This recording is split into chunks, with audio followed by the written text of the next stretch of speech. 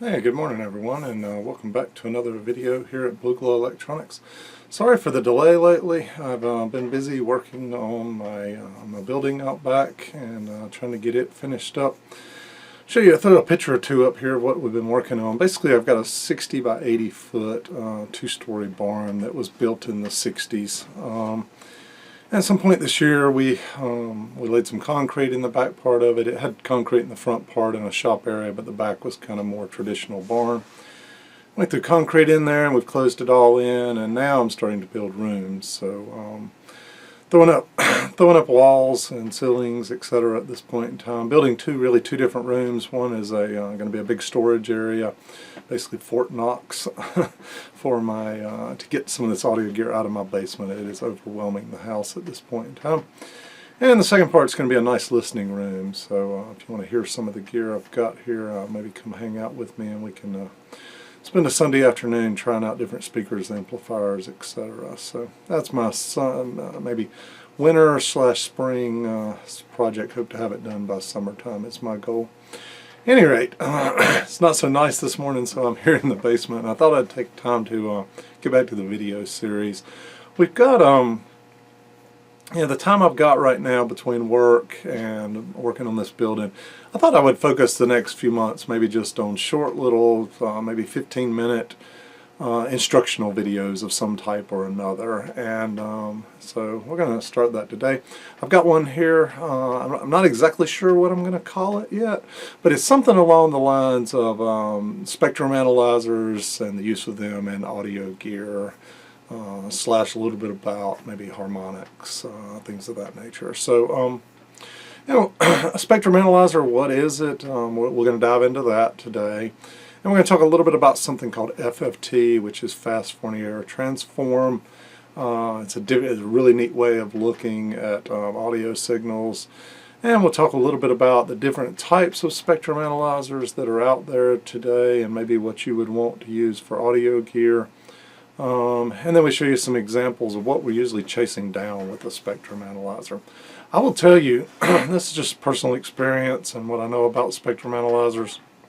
I've been around them my whole life because I started out doing a lot of RF work early on, and RF work is one of those things that's really hard to do much of anything without being able to visualize the frequencies you're working with. So started out with some RF spectrum analyzers, and then later, as I got more and more into audio gear, started using them in audio work. But they are one of the most complex devices that I know of as far as a piece of test gear goes for working with audio electronics. However, the good thing is they are complex on the inside. So the good news about that, they are actually one of the simplest tools I've ever used in working with audio gear. It's just super simple. Okay, take me back to my childhood here, but somewhere in maybe second year, third year, I can't remember, electrical engineering school, can't remember what level calculus class I was in, but up pops this concept of the fast Fourier transform. And prior to that, we had been working on these DFT equations, which were very complex, as you can see here, just super complex exponential components in these math equations, and they're kind of repetitive in the fact that they go to the nth degree over and over again.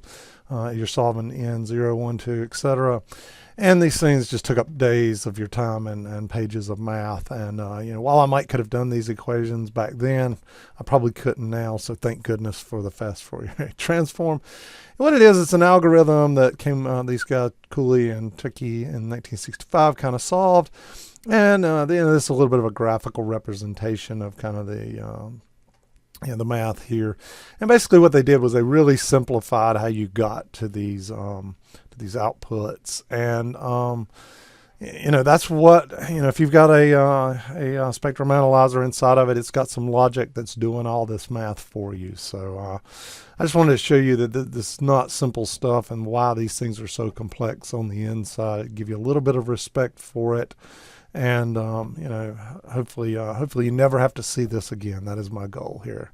Let's dive on into what this really looks like as it relates to audio, because that's one of the things when I learned this back in electrical engineering school. You know, I was like, oh, cool, this made my life simpler. I don't have to do these pages and pages of math anymore. But honestly, I didn't get it. I mean, I didn't know how to apply it in the real world at that point in time. And so that's one of the downsides of electrical engineering, is they don't always teach you the best way to apply this stuff. So, you know, here I am some 30 years later, and I'm using these spectrum analyzers all the time with audio work. And, you know, I'm looking back saying, thank goodness for this FFT algorithm that got created. Let's jump on in and see what this really means. Okay, if I was to feed an audio output from an amplifier or something into an oscilloscope, and if the signal that I was displaying on the input of the amplifier was a 10 kilohertz sine wave, this is what you would see on the output. You would basically see this sine wave here, and it'll tell you up here it's 10 kilohertz. And basically, but if you break this thing down, you're really dealing with on the x-axis, and if you always, you know, graphical representation, x-axis runs this way, right? So what we're displaying here is time versus, and going up this axis, the y-axis is amplitude. So how many volts peak to peak is this signal? That's your amplitude. And what's the frequency of this thing?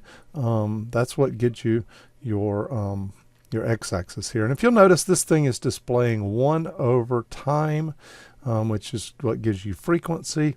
And the time period here would be between like a peak like this and a peak like this. So it's doing the math on that, and it's saying, well, how long is it from this place to this place? And if you'll notice here, it's 100 microseconds. And if you do the math on that, it'll tell you it's a 1 kilohertz signal. Well, that's great when you have a single audio frequency at play at a given time. It's really easy to know that's a 10 kilohertz signal, and it's really easy to see it here visually. However, what happens when you have multiple frequencies? I absolutely love this little graphic I found out here on the web. But basically, a little circuit here, right? You've got two audio generators here. And they're both feeding this circuit, and they've got a little bit of capacitive load and a little bit of resistive load here, which is typically what you find in a speaker. Except this may be a little bit more inductive, but a traditional audio circuit here. And let's say you're feeding this thing with a 60 hertz signal, and you're also feeding it with a 120 hertz signal. So G1 would produce a signal on an oscilloscope, something like this, right? If you did the measurement from here to here and they took the time that took and divided 1 by that amount of time, you would see a frequency of 60. And here, G2, the sine wave that it's producing, hey, it's happening twice as fast as, because it's 120 times a second. That's what this hertz stands for. Hertz stands for times per second. So this is happening 60 times a second. This is happening 120 times a second. And if you'll notice, for every one cycle of this, we're ending up with 2 complete cycles of this, bringing you all the way back to right here. So you're getting 2 complete ups and downs right here. And this point in time and this point in time are the same. However, guess what our ears are? Our ears have a single eardrum in them, which means inside of your ear, you don't have a different eardrum for each frequency, so that you can listen to each one of them separately. So since we only have one eardrum, or one little element inside of our eardrums, what it does is it adds these frequencies together when you hear them. So the sum of these 2 components, what it would sound like to you, is a signal that looks a little something like this. And so what you've got is the summation of these 2 taking place. Well, if you saw this and this alone, just this sum here on your oscilloscope, you know, how would you figure out the frequency of it? Because gosh, this goes up and down and then back to here, but wow, that's not a complete waveform, and up and down and back here and all the way back to here. And what you'd start to realize is you have what is called a complex waveform, multiple frequencies overlaying each other. And guess what? When I'm speaking to you right now, the audio coming out of my voice is a complex waveform. It's made up of some low frequencies coming from way down in my chest, some higher frequencies. It's a multi-blended waveform ever changing. So we've got to be able to figure out how to analyze a complex waveform. Or, you know, if you were going to do the little math I showed you earlier where you use the cursors on the oscilloscope to figure out the frequency, how would you do that on this waveform? And imagine if there were 1,000 frequencies laid on top of each other. You really couldn't do it. So oscilloscopes are great for looking at frequency for a single waveform. They do not do such a great job at looking at multiple frequencies at one time, otherwise known as complex waveforms. So let's see what this spectrum analyzer really does for us.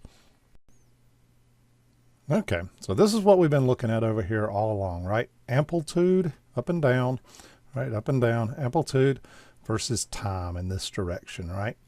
So all this FFT thing does, even though with the mass amounts of complex math behind it, really what it does is it flips the domain that you're looking at. And what it does is it changes it. Instead of amplitude versus time, it now does amplitude this way versus frequency. So you can kind of look at this complex waveform as being made up of maybe this 120 hertz signal along with this 60 hertz signal, maybe along with a 30 hertz signal we talked about before. And what this FFT does is it switches the view to where you have frequency in this direction, amplitude in this direction. And so maybe you start down here at 0 hertz, and maybe this is a little 30 hertz bump right here. And this is 60 hertz, and maybe this is 120 hertz. And maybe there's a little bit of noise all in the equation as well down here because the real world's not perfect. And you got all this noise down here at the bottom acting all along at different frequencies along the way. So typically, an audio spectrum analyzer will measure somewhere here from about 0 hertz on the frequency spectrum for your x-axis to about 25 kilohertz right here on the other end of your spectrum analysis. And the amplitude here, you'll get to set much like you do on the input selector of an oscilloscope. You get to set the input selector of how much amplitude you're measuring. And most of them will scan from 0 to 25 kilohertz. And you can also say, hey, I'll only scan 0 to 2 kilohertz or 5 kilohertz or whatever you want to tell it to do. But typically for audio work, the reason I set up, I've only touched 3 buttons on this thing since I got it originally set up. One of the sets of buttons on this thing is setting up the whole frequency domain you want to look at. And guess what? Every time I'm testing out a piece of audio gear, I want to measure all the way from 0 hertz to 25 kilohertz every single time because I want to see what's going on in the entire audio spectrum. If my ear can hear it, I want to know if there's a little blip out there causing a problem or whatnot. So I think this is a great graphical representation of how you kind of shift this time domain over to this frequency domain and start to display the same content in a different way that really breaks it down and makes it very simple for you to understand what's going on broken out across this frequency spectrum here. So thank goodness to FFT and all the math behind it. That's what this thing does, and thank goodness it exists because it makes our life really simple. Okay, I found this on a website out here, and it kind of shows exactly what we were just talking about. Here's the time domain of a bunch of multiple frequencies, and the fast Fourier transform is flipping it over into breaking all these complex things apart into their individual, discrete little frequencies that make up this complex waveform.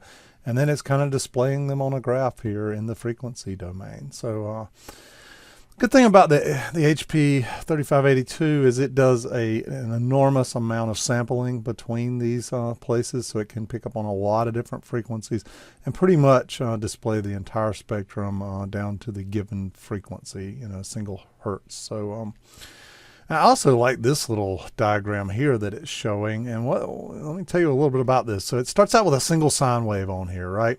And then it starts adding in more and more and more sine waves over and over and over to the point that you get to 20 or 30 sine waves added on top of each other. And something you may or may not know, but when you add a bunch of sine waves together, an infinite amount of sine waves, what do you end up with? It creates a square wave when you add them together. And what this is just showing here is as you add more complex waveforms, you end up with more and more little things popping up on your spectrum analysis here as individual frequencies being shown here. So I thought that was a pretty neat little picture as well. Okay, two things that we use a spectrum analyzer for, and it's really simple. The first thing we're looking for is across that frequency domain, do we see something called harmonics? And we'll talk about that here. And then the other thing that we're looking for are what are called just spurious emissions. And I'll show you that in just a little bit as well. But let's talk a little bit about harmonics. So a harmonic is when you have your fundamental frequency. So this big red line right here, it's a sine wave operating at 110 hertz. So 110 times a second this red sine wave is taking place. Well, there's something called a harmonic of that, and that is when you multiply the fundamental frequency times 2. So you see this little signal right here, this blue one, it's happening twice as fast as the fundamental, so it is at 220 hertz. Then you have something called the third harmonic, which is happening at 3 times. So this is the little green line, 1, 2, 3. This thing's happening 3 times as fast here as this single line is. Fourth harmonic, this little purple, wow, wow, wow, bam, fourth time.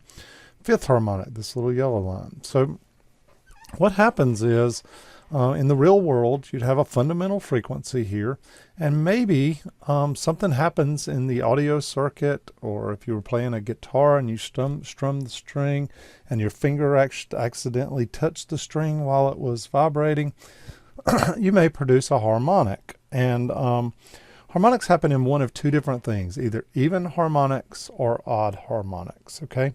So even harmonics are even multiples of this. So if the original fundamental frequency was 110 hertz and you double that to 220 hertz, that is an even harmonic. So, and then the next even one would be another multiple of that, so 440 or 660.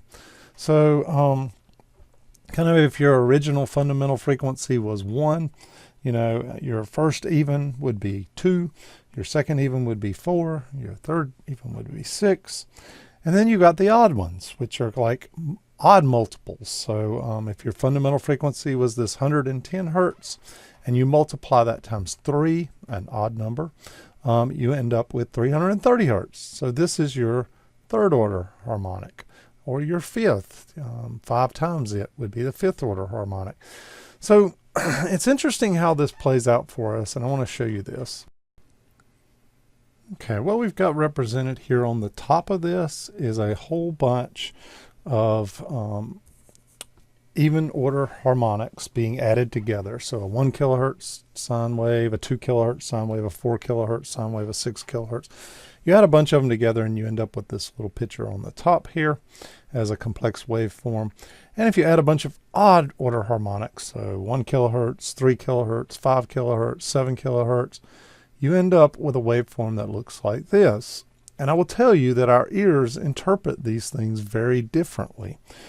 Even order harmonics, when you end up with them coming out of the other side of, let's say you got a perfect 1 kilohertz tone going into your amplifier, but coming out the other side of your amplifier, you've got some harmonics added in, and you have a 1 kilohertz, a 2 kilohertz, and a 4 kilohertz signal coming out the other side.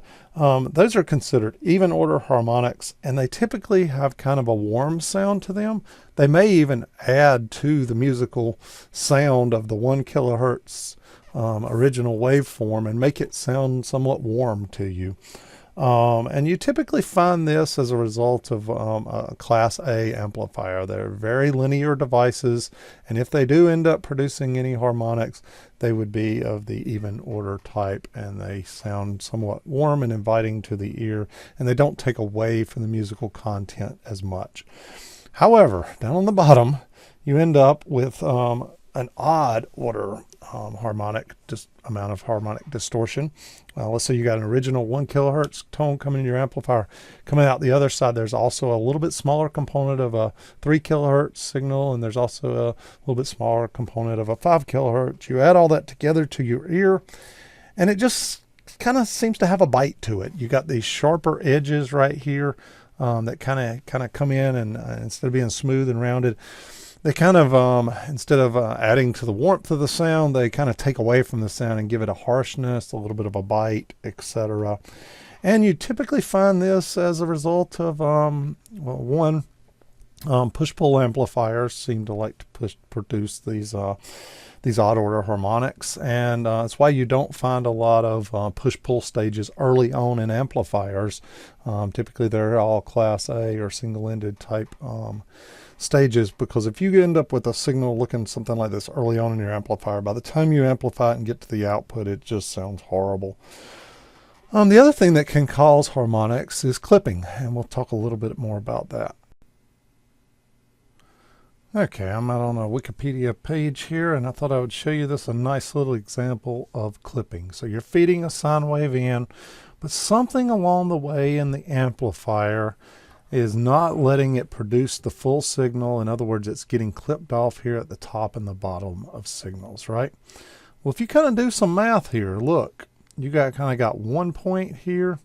Got another point of inflection here, another point here, another point here, another point here, kind of across the line again. What you end up with is little bitty places right here, transitional spots, which cause harmonics. And you know, this could be coming from, let's just say you're feeding a signal in, and your amplifier is trying to say an amplify a 20 point, let's say from this point here to this point here was 20 volt peak to peak. But for whatever reason, your power supply can't keep up, and it's maxing out at around 18 volts or something right here, and so thus your signal's getting clipped off. Or maybe the output transistors are not biased properly to allow them to go full swing on the signal. Or it could be a multitude of reasons. I'll just give you a couple very common ones as to why you would see clipping in an amplifier. But this clipping can happen at many different stages along the way in a receiver. And a little bit of clipping early on ends up with great big clipping later on in the amplifier. And this clipping kind of starts to create harmonics. I can show you here. It shows that same signal up there, right here shown on a graph. So your 40 hertz primary. Then what do you end up with? You end up with another signal down here, another. All these are odd harmonics being created by this clipping. And I will tell you, in general, transistor based amplifiers are more prone to these sharp edges on their clipping right here. See how there's a real sharp edge, and you start to see a little bit of ringing. See the little spikes that come past it right here? Well, that's traditional of a transistor amplifier stage clipping, and it produces some really bad, ugly, odd harmonics, a lot of them, and they sound horrible to your ear because the wave sound kind of ends up like that other one that I showed you earlier. Whereas a tube amplifier, when it clips, it tends to be a much more rounded. In other words, you don't see these big flat spikes like this, or these jagged edges with these sharp points on them. It's more like it's coming down and it goes blah, and it just kind of rounds off sooner than it should. And you end up with a little bit of a distorted waveform, but it's not this really rough edge clipped waveform. So you'll hear these kind of empirical debates about tube amplifiers versus solid state amplifiers, and why would a tube amplifier sound better? You know, why would a pure class A amplifier sound better maybe than a push-pull amplifier? Well, this is kind of getting into a little bit of the science behind it. It's all about these harmonics and which harmonics sound better to your ears than others. And so devices that produce large amounts or significant amounts of odd order harmonics don't sound as good as those that produce even order harmonics, if you're following along with that. Let's kind of jump now over to the actual device itself, and I'll show you how I use the thing here on the bench, to be honest. Okay, just a couple other points before we jump over to the other bench. I thought I'd show you a couple common audio analyzers that I see out there on the market. The HP 3580A, you can see here, you can buy this one now for $319. Pretty good units. I actually see the guy at El Paso Tube Amps use one of these all the time. And, you know, it does the same type of display across, maybe not as precise as the 3582, but hey, I can tell you what you're dealing with here is relative stuff. You don't care if your third order harmonic thing is at 0.7 volts or 0.5 volts. You just don't want it there at all. So, you know, sometimes you're just dealing with relative amounts of things here, and the precision, whether you got a highly calibrated device or not, really doesn't matter that much. So it's a great little unit. I've actually got one of these over in storage that I've had for many years that I used to use. I could probably dig it up and get it running again at some point. Let's see what else we saw here. I saw 3582A here. And this one is coming from a guy here. If I slide this over a little bit, you can see free ship. That's actually who I got mine from years ago. And you can see here he charges $1,250. And he pulls a warranty with these things. In great shape. He'll tell you here that he's restored hundreds, over 300 of these things, serviced and calibrated. Great guy. Just I don't think I paid quite that, but these things have probably gone up in time as they're getting harder and harder to find. One last point I want to leave with you. Sometimes you'll hear the term called THD, total harmonic distortion. Well, back to what we were looking at earlier with the audio clipping piece, the total amount of this added up is what gives you your THD. So when you're modeling total harmonic distortion, you're measuring multiples of these. Let me show you that real quick.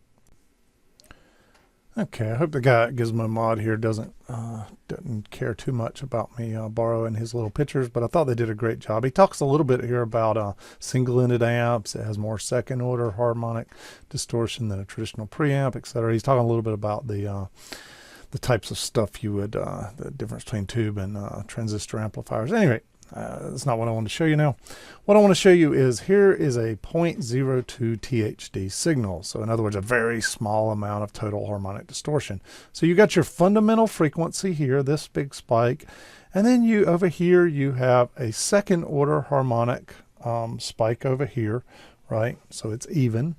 And so your original one was at 400 here, and your second one's at 800 here. But if you'll notice, the next one's on down here, they're just little blips, not much on the radar. So the total amount of harmonic distortion is very small relative to the fundamental frequency. If you'll notice here, this one bumps up a little bit, 1% total harmonic distortion. You've got your original here. You've got a second one here. You've got another one out here, a third harmonic, and you've got a fourth one at 1800.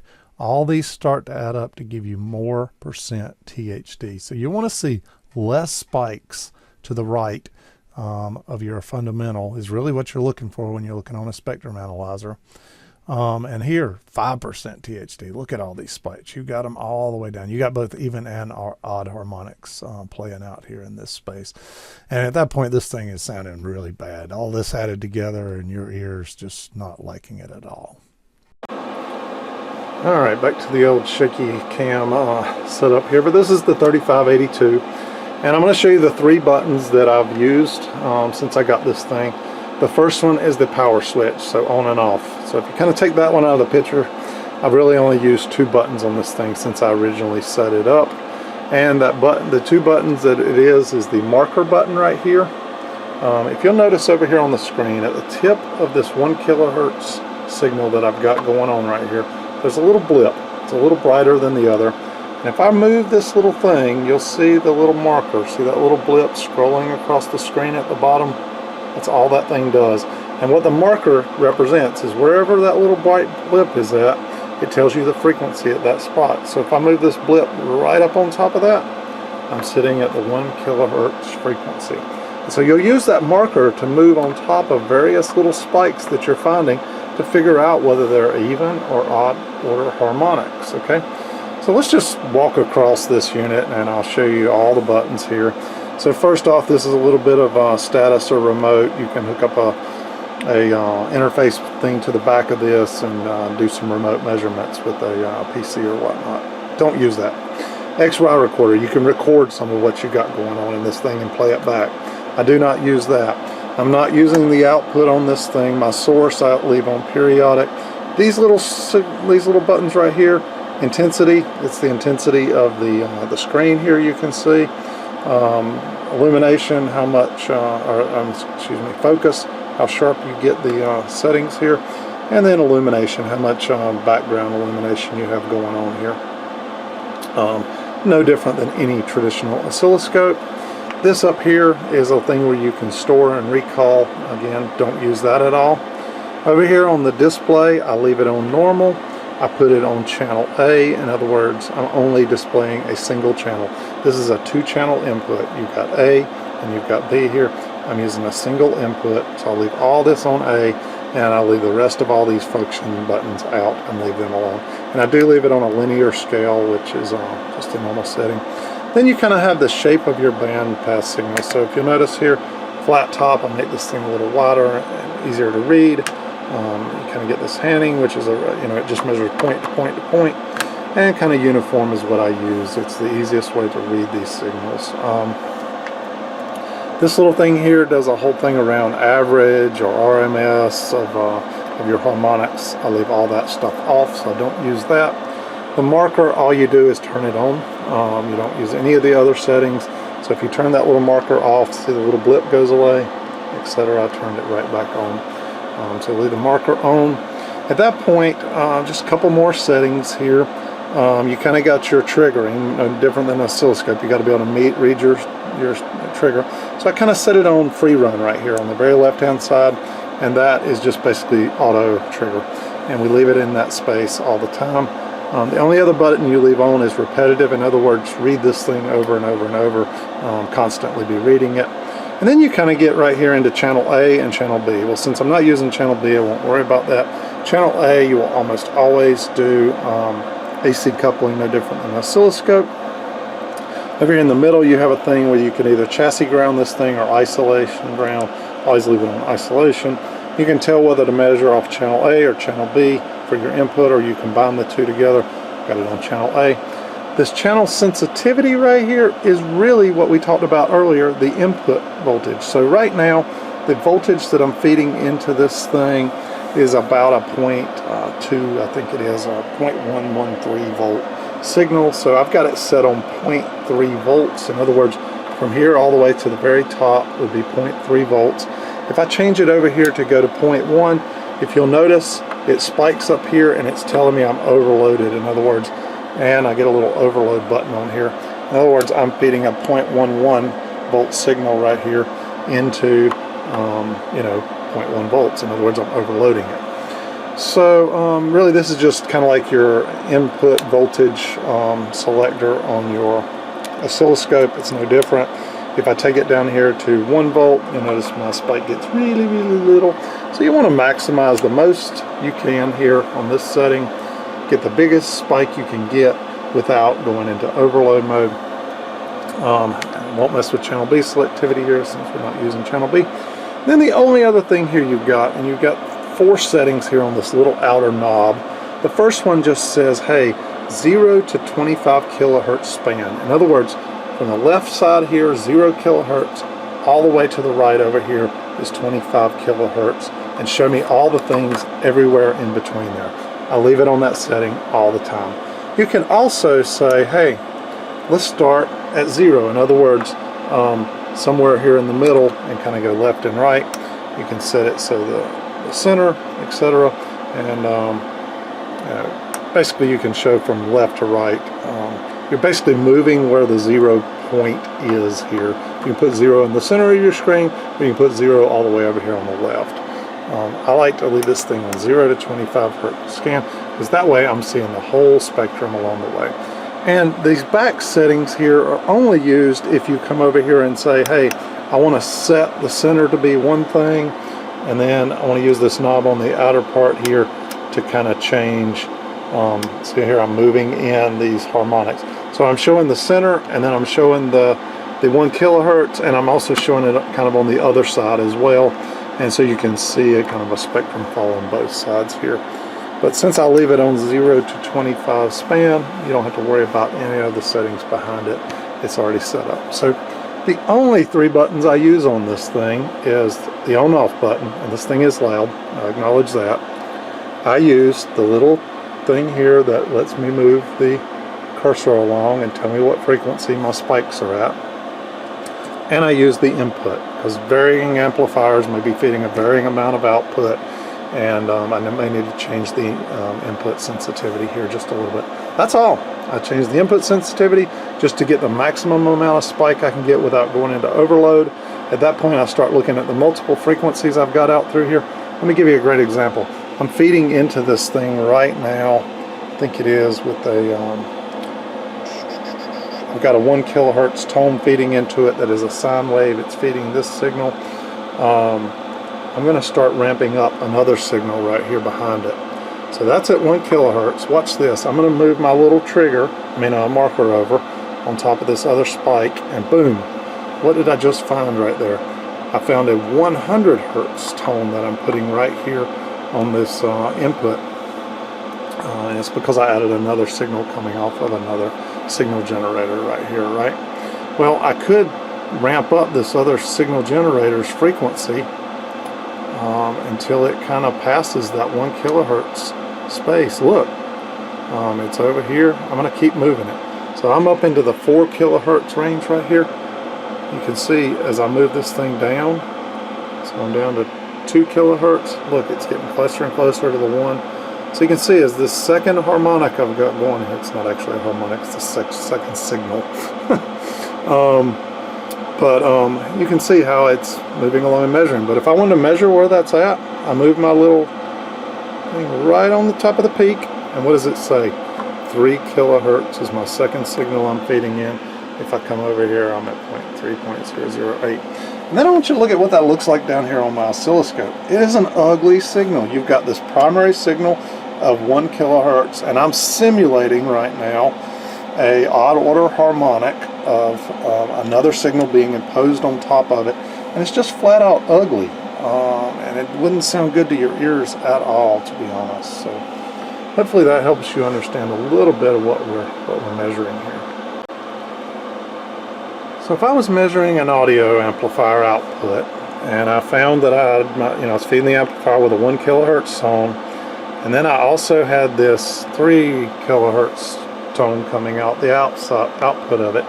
First thing I would say is, wow, I've got an odd order harmonic taking place here on my amplifier, right? And I would say, somewhere in my amplifier I've got some clipping going on. Would be the first thing I would start chasing down. I'd also see this signal here on the amplifier.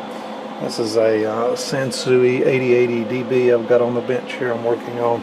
I'd start digging into this thing. Maybe it's the driver stage, maybe it's the output stage. Somewhere along the way, I'm clipping inside of this amplifier. That's a good tip right here. Let me give you another tip you might look for in an amplifier. Okay, so we got an original fundamental here of 1 kilohertz, and we're feeding an amplifier. And I see this little blip to the left of it over here, so it's less than a 1 kilohertz.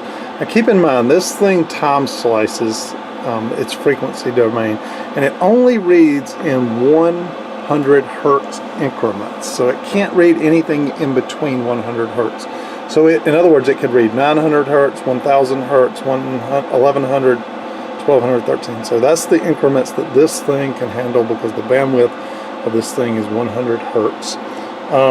If you move it over here, you'll notice, bam, when I get on this spike, I'm actually at 100 hertz. Well, here's the reality. It can't measure in between 100 and 200 hertz. The reality is I'm seeing 120 hertz signal. So anytime I see something to the left of my primary fundamental frequency of around 1000 hertz, I use a 1K hertz signal all the time feeding into amplifiers to measure the other side of it. You see something to the left of that over here around the 100 hertz, it's one of two things. It's either a 120 hertz signal or it's a 60 hertz signal that you're running into, neither of which are good.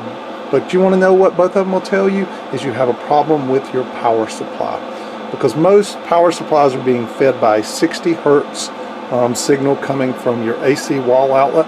And then if you have full wave rectification, you basically have some doubling of that frequency going on inside of your rectification. You end up with a 120 hertz signal as part of your power supply. So if any time you see a signal on top of your original fundamental of either 60 or 120 hertz, you know you have a problem with your power supply. Let's take a look at this. So this is a 1 kilohertz signal right here. I'm kind of measuring peak to peak, And I put this thing in mode here. You can hit the time button here, and then you tell it here, if you notice the on screen says 1/2. Okay, and then it gives you use your little cursors here on the display to kind of line them up on top of the peaks, and it tells you have a 1 kilohertz sine. Well, check this out. I'm going to spread this thing out a little bit to right along in here maybe. And if I start moving the display on top of that peak, and then on top of that peak right here, you can see it's easy to tell you have a 1 kilohertz sine. But I'm wanting to try to narrow this thing down and feel, ooh, here we go. Check this out. Let me get on top of this peak right along in here. And let me get on top of this peak right along in here where this sine wave's coming together. And look, if you'll notice, superimposed on top of this 100 kilohertz signal is this other signal that's kind of moving along. And if I get on top of the peak there and top of the peak there, look at what I end up with. 120 hertz signal superimposed on top of my audio signal. If you ever see that in the output of your audio signal, you have a problem in your power supply. In other words, it's not fully rectifying and turning your AC into DC. You've still got AC feeding into, so I'll give you a great example here on this amplifier. Power supply's down here in the bottom. Transformer brings in out of the wall 60 hertz right here. It's feeding 60 hertz out into this power supply. It's doing its rectification and its smoothing, and it's turning it into a DC signal. Well, coming out the other side of this power supply over here should be a nice DC, waveform, just flat, straight across, right? Well, instead, feeding out, we've got 120 hertz. So the power supply has some issues right now, and that 120 hertz is getting superimposed on top of the amplifier circuits. Well, this here's the driver stage of the amplifier circuit. Well, when you feed 120 hertz into your amplifier, guess what gets amplified? The 120 hertz, along with your 1 kilohertz signal that you're feeding into this thing. And that's kind of what you end up with here at the end of the day. Nice, ugly, nasty signal on the output of your audio amplifier. So the other thing you might look for, and I'll see if I can simulate that real quick, would be, let me just, right here. Let's just say this was your primary frequency right here of a 1 kilohertz. And somewhere over here, way on over, forget the harmonics, you get this blip way over here. And you look at it, and it's at 11.4, so 11.4 kilohertz, this odd little spurious thing popping up inside your audio amplifier. Well, when you see something like that, you might want to start looking. This is what I would call a spurious emission. In other words, it's not an even or odd order of the original, so it's not likely not happening from clipping. It's likely probably not coming from the power supply. It may be coming from some other interference around you. Maybe there's a welder going on. Maybe your microwave oven in the room next door is going off. Maybe your cell phone sitting beside this thing is syncing and getting into your circuit.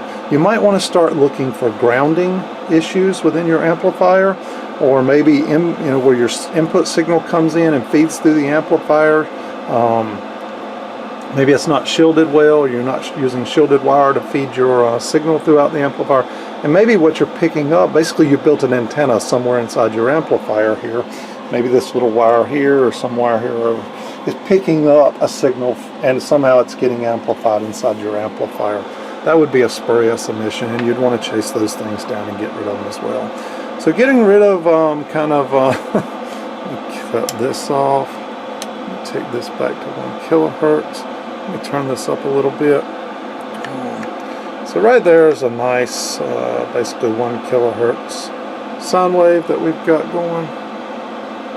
Oops, right there, 1 kilohertz sine wave we've got going into this amplifier. You can see it over here, nice clean 1 kilohertz. And if I move the measuring sticks here from on top, oops, I have to go peak to peak here. and I'm not doing such a great job of that. If I went peak here on top of that, boom, 1 kilohertz signal on top of those. And if I went from sine wave to square wave, I want you to see what you get. So first off, you end up with these spikes here, right? Little transient spikes on the top of every transition. And look at the harmonics you end up with. So watch this. So we got a little bit of a blip there, but watch. 3 kilohertz. 5 kilohertz. 7 kilohertz, and on and on. And you'll notice they're getting smaller as you go. But this is an ugly, odd order harmonic situation, and you end up with that when you have clipping in an amplifier, power supply can't perform, maybe you're not biased properly, etc. You get these sharp edge spikes. The beauty of a tube amplifier, those things get rounded out, they get smoothed out. These odd order harmonics look more like even order harmonics, sound much better to your ears. Okay, I knew I was probably lying to myself when I told you that I was going to create a 10 to 15 minute video. That just doesn't seem to be in me or possible, so it's probably more like a half an hour video, but hopefully you learned a little something today. I know I may have been a little bit around all over the place, but hope you learn a little bit about these fundamental frequencies that are good. That's what you're trying to amplify. Sometimes you end up with some multiples of that. You know, if those multiples turn out to be kind of even numbers, they sound really good to your ear. If they turn out to be odd, they don't sound so great, and the different types of amplifier scenarios that might cause that. Remember, if you're seeing harmonics, you might have some clipping going on somewhere in the amplifier. You might have a tube not biased properly, a transistor stage not biased properly, etc. If you've got spurious emissions popping up here or there that I showed you, you know, it's really easy to quickly chase that down and maybe check all your grounding, your shielding, etc. Maybe turn the microwave off next door.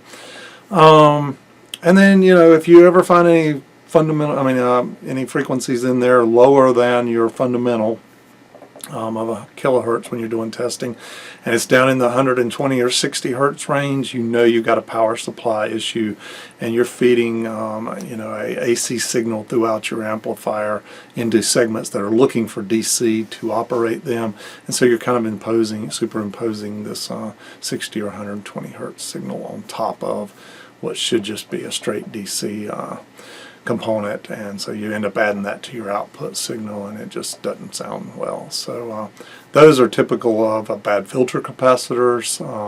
Probably your number one reason for seeing a 60 or 120 hertz signal on the output. There are a few other things in power supplies that could cause it, but 98% of the time it'll be your power supply capacitors are not smoothing out all the ridges in your rectification and causing that. So start replacing some output capacitors if you find that. If you got questions, ask them. I'll be glad to answer. I hope you enjoyed the video, and we'll keep making some of these more educational ones along the way. Thanks again, everybody.